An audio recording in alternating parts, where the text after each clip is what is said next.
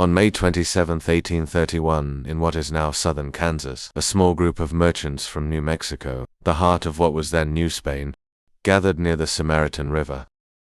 They had been trading with the Comanche, negotiating goods and services that both sides found valuable. But as they stood there, the air was thick with unspoken tension.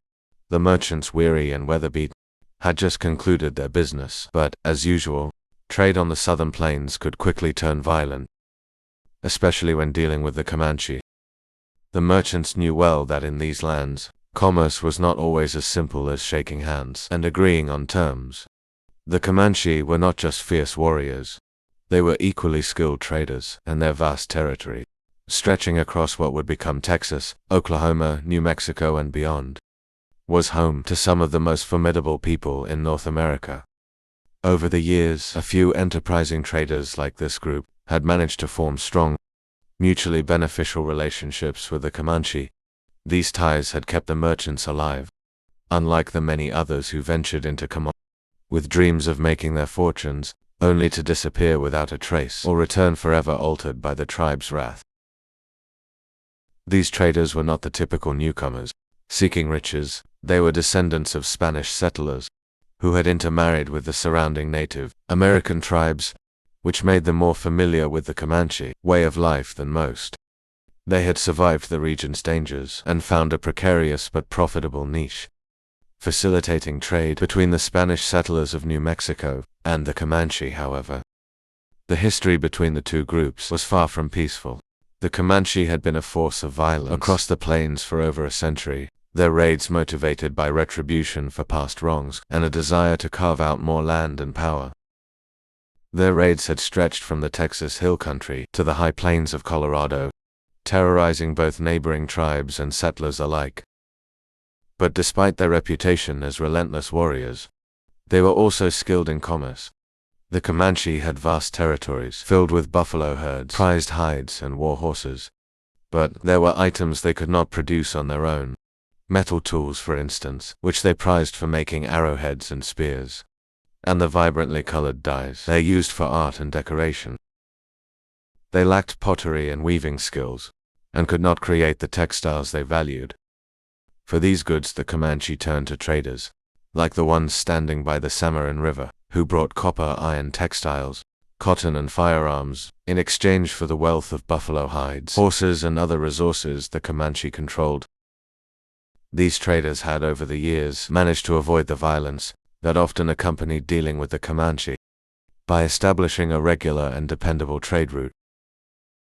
They had come to learn the unwritten rules of the plains, how to barter and how to stay out of harm's way.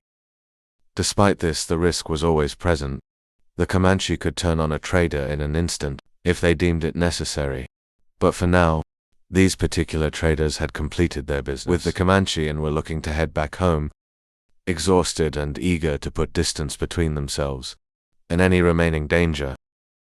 But as they prepared to leave, something caught their attention in the distance, a lone rider making his way toward them. At first they assumed it was another Comanche scout, but as he approached, they realized the rider was different.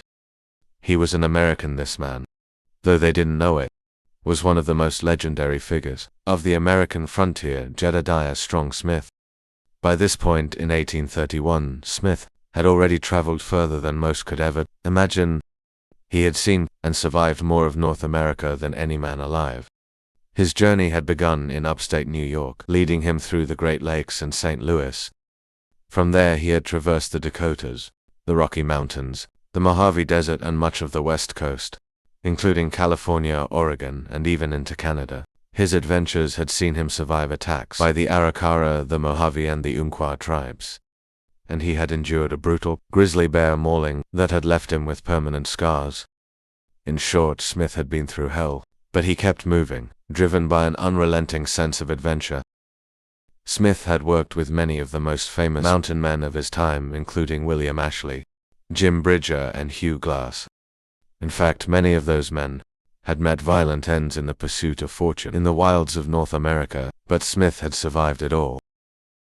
However, despite the trauma, Smith had remained steadfast in his faith and his belief in capitalism, hoping to build a future for his family. He had returned to St. Louis in 1829, after one particularly harrowing journey, promising his family and friends that he would retire from the mountains. He bought a house and even sent money to Ohio to help his father. But like many frontiersmen before him, Smith could not resist the call of the wilderness for long. In 1831, Smith found himself again caught in the grip of wanderlust.